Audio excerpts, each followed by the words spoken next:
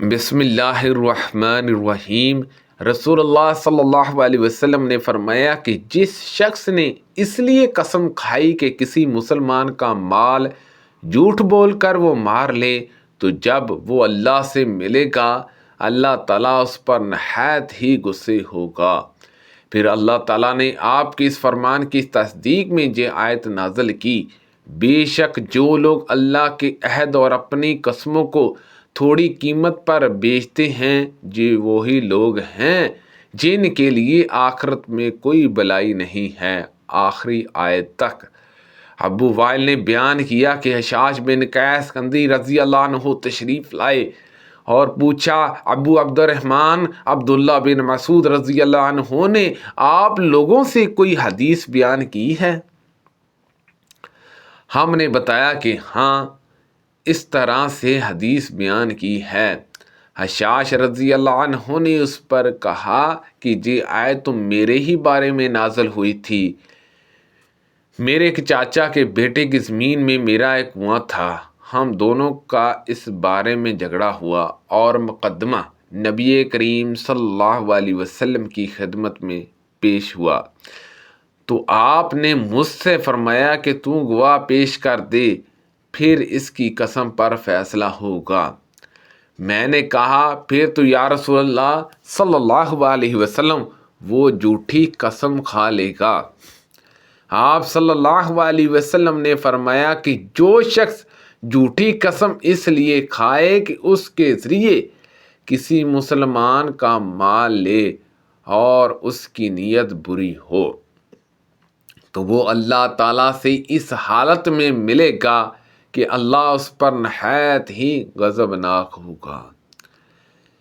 ایک شخص نے بازار میں سامان بیچتے ہوئے قسم کھائی کہ فلاں شخص اس کا سامان کا اتنا روپے دے رہا تھا، حالانکہ کسی نے اتنی قیمت نہیں لگائی تھی، بلکہ اس کا مقصد یہ تھا کہ اس طرح کسی مسلمان کو وہ دھوکہ دے کر اسے ٹھگ لے، تو اس پر یہ آیت نازل ہوئی، بے شک جو لوگ اللہ کے عہد اور اپنی قسموں کو تھوڑی قیمت پر بیچتے ہیں، آخری آیت تک۔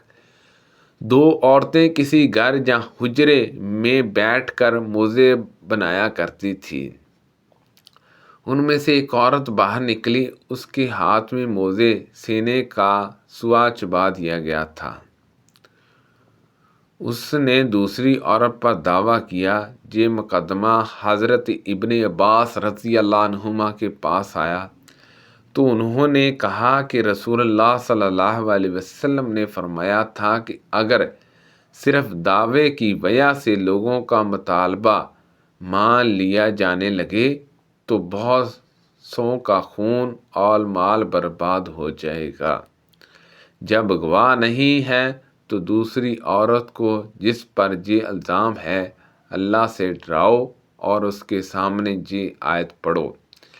چنانچہ جب لوگوں نے اسے اللہ سے ڈرایا تو اس نے اقرار کر لیا۔ حضرت ابن عباس رضی اللہ عنہما نے کہا کہ نبی کریم صلی اللہ علیہ وسلم نے فرمایا ہے، قسم مدعی علیہ پر ہے، اگر وہ جھوٹی قسم کھا کر کسی کا مال ہڑپ کرے گا تو اس کو اس وعید کا مصدق قرار دیا جائے گا جو آیت میں بیان کی گئی ہے۔ مدینے میں حضرت ابو طلحہ رضی اللہ عنہ کے پاس انصار میں سب سے زیادہ کھجوروں کے درخت تھے اور بیراہ کا باغ اپنی تمام جائیداد میں انہیں سب سے زیادہ عزیز تھا۔ یہ باغ مسجد نبوی کے سامنے ہی تھا اور نبی کریم صلی اللہ علیہ وسلم بھی اس میں تشریف لے جاتے اور اس کے میٹھے اور عمدہ پانی کو پیتے۔ پھر جب تک تم اپنی عزیز ترین چیزوں کو نہ خرچ کرو گے نیکی کے مرتبے کو نہ پہنچ سکو گے، نازل ہوئی تو حضرت ابو طلحہ رضی اللہ عنہ اٹھے اور عرض کیا، یا رسول اللہ صلی اللہ علیہ وسلم، اللہ تعالیٰ فرماتا ہے کہ جب تک تم اپنی عزیز چیزوں کو خرچ نہ کرو گے نیکی کے مرتبے کو نہ پہنچ سکو گے، اور میرا سب سے زیادہ عزیز مال بیرہا ہے اور یہ اللہ کی راہ میں صدقہ ہے۔ اللہ ہی سے میں اس کے ثواب و اجر کی توقع رکھتا ہوں، پس یا رسول اللہ صلی اللہ علیہ وسلم جہاں آپ مناسب سمجھیں اسے استعمال کریں۔ نبی کریم صلی اللہ علیہ وسلم نے فرمایا کہ خوب یہ فانی ہی دولت تھی، یہ فانی ہی دولت تھی، جو کچھ تم نے کہا ہے وہ میں نے سن لیا ہے، اور میرا خیال ہے کہ تم اپنے عزیز و اقربا کو اسے دے دو۔ حضرت ابو طلحہ رضی اللہ عنہ نے کہا کہ میں ایسا ہی کروں گا۔ یا رسول اللہ صلی اللہ علیہ وسلم، چنانچہ انہوں نے وہ باغ اپنے عزیزوں اور اپنے ناتوں والوں میں بانٹ دیا۔ حضرت ابو طلحہ نے وہ باغ حسان ابی رضی اللہ عنہ کو دے دیا تھا۔ میں ان دونوں سے ان کا زیادہ قریبی تھا، لیکن مجھے نہیں دیا۔ کچھ یہودی نبی کریم صلی اللہ علیہ وسلم کے پاس اپنے قبیلے کے ایک مرد اور ایک عورت کو لے کر آئے جنہوں نے زنا کیا تھا۔ آپ صلی اللہ علیہ وسلم نے ان سے پوچھا، اگر تم میں سے کوئی زنا کرے تو تم اس کو کیا سزا دیتے ہو؟ انہوں نے کہا کہ ہم اس کا منہ کالا کر کے اسے مارتے پیٹتے ہیں۔ آپ صلی اللہ علیہ وسلم نے فرمایا، کیا تورات میں رمج کا حکم نہیں ہے؟ انہوں نے کہا کہ ہم نے تو تورات میں رمج کا حکم نہیں دیکھا۔ عبداللہ بن سلام رضی اللہ عنہ بولے کہ تم جھوٹ بول رہے ہو، تورات لاؤ اور اسے پڑھو اگر تم سچی ہو۔ جب تورات لائی گئی تو ان کے ایک بڑے مدرسے نے جو انہیں تورات کا درس دیا کرتا تھا، آیت رمج پر اپنی ہتھیلی رکھ لی اور اس سے پہلے اور اس کے بعد کی عبارت پڑھنے لگا، اور آیت رمج نہیں پڑھتا تھا۔ عبداللہ بن سلام رضی اللہ عنہ نے اس کے ہاتھ کو آیت رمج سے ہٹا دیا اور اس سے پوچھا کہ یہ کیا ہے؟ جب یہودیوں نے دیکھا تو کہنے لگے کہ یہ آیت رمج ہے۔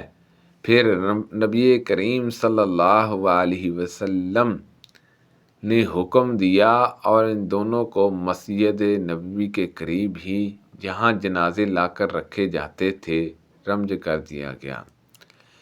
میں نے دیکھا کہ اس عورت کا ساتھی عورت کو پتھر سے بچانے کے لیے اس پر جھک جھک پڑتا تھا۔ رسول اللہ صلی اللہ علیہ وسلم جب کسی پر بد دعا کرنا چاہتے یا کسی کے لیے دعا کرنا چاہتے تو رکوع کے بعد کرتے سمیع اللہ لمن حمدہ اللہم ربنا لک الحمد کے بعد بعض اوقات آپ صلی اللہ علیہ وسلم نے یہ دعا بھی کی، اے اللہ ولید بن ولید، سلمہ بن ہشام اور عیش بن ابی رباح کو نجات دے۔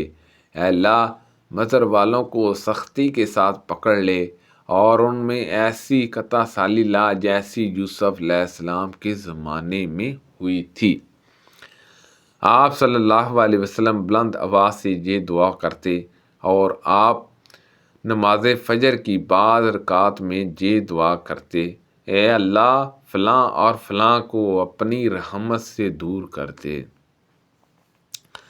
عرب کے چند خاص قبائل کے حق میں آپ یہ بد دعا کرتے تھے، جہاں تک کہ اللہ تعالیٰ نے آیت نازل کی لیس علیکم من الارمشی کہ آپ کو اس امر میں کوئی دخل نہیں۔ احد کی لڑائی میں رسول اللہ صلی اللہ علیہ وسلم نے تیر اندازوں کے پیدل دستے پر عبداللہ بن جبیر رضی اللہ عنہ کو افسر مقرر کیا تھا۔ پھر بہت سے مسلمانوں نے پیٹھ پھیر لی۔ آیت رسول اللہ صلی اللہ علیہ وسلم کو تم پکار رہے تھے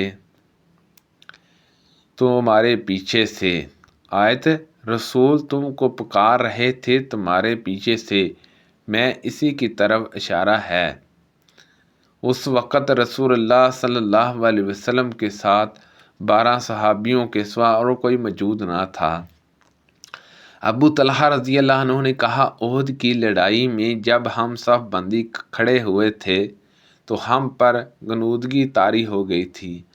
ابو طلحہ رضی اللہ عنہ نے بیان کیا کہ کیفیت یہ ہو گئی تھی کہ نیز سے میری تلوار ہاتھ سے بار بار گرتی اور میں اسے اٹھاتا۔ سبحان اللہ عز و جل۔ اللہ پاک سے دعا ہے کہ اللہ پاک ان حدیثوں پر عمل کرنے کی توفیق عطا فرمائے۔ کو پڑھنے میں غلطی کوتاہی ہو گئی ہو تو اللہ پاک معاف فرمائے۔ اللہ پاک ہم سب کو صحت و تندرستی عطا فرمائے۔ صدقہ جاریہ سے زیادہ لوگوں تک شیئر کیجیے، آمین بجاہ النبی الامین صلی اللہ علیہ وسلم۔